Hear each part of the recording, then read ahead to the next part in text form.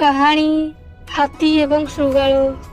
ଗୋଟିଏ ଶୃଗାଳ ଭୋକରେ ଆଉଟୁ ପାଉଟୁ ହୋଇ ଜଙ୍ଗଲରେ ବୁଲୁଥିଲା। ଜଙ୍ଗଲରେ ବୁଲୁଥିବା ସମୟରେ ଶୃଗାଳ ଏପରି ଏକ ସ୍ଥାନକୁ ଆସିଲା ଯେଉଁଠାରେ ସେ ଏକ ହାତୀକୁ ଦେଖିଲା। ହାତୀକୁ ଦେଖିବା ମାତ୍ରେ ଶୃଗାଳର ପାଟିରୁ ଲାଳ ବୋହିଲା। ଶୃଗାଳ ହାତୀକୁ ଖାଇବା ବିଷୟରେ ଚିନ୍ତା କରିବା ଆରମ୍ଭ କଲା। ଏହା ଭାବି ଶୃଗାଳ ହାତୀ ପାଖକୁ ଗଲା। ଶୃଗାଳ ହାତୀ ପାଖକୁ ଯାଇ କହିଲା, ହାତୀ ଭାଇ, ଏହି ଜଙ୍ଗଲରେ ଅନେକ ପ୍ରାଣୀ ବାସ କରନ୍ତି, କିନ୍ତୁ କୌଣସି ପ୍ରାଣୀ ତୁମଠାରୁ ବଡ଼ ଏବଂ ବୁଦ୍ଧିମାନ ନୁହନ୍ତି। ତୁମେ ଜଙ୍ଗଲର ରାଜା ହେବାକୁ ଚାହୁଁଛ କି? ହାତୀଟି ଶୃଗାଳର କଥାରେ ବହୁତ ଖୁସି ହେଲା ଓ ହଁ କହିଲା।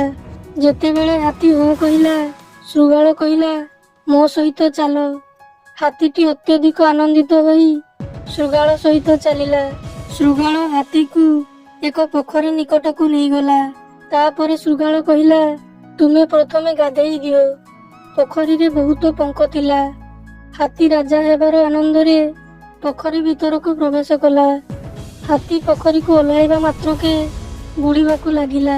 ହାତୀ ଶୃଗାଳକୁ କହିଲା, ତୁମେ ମୋତେ ଏ କେଉଁ ପୋଖରୀକୁ ନେଇ ଆସିଲ?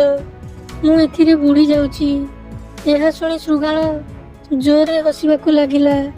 ଶୃଗାଳ କହିଲା, ମୁଁ ତୁମକୁ ମୋର ଶିକାର କରିବାକୁ ଚାହୁଁଥିଲି।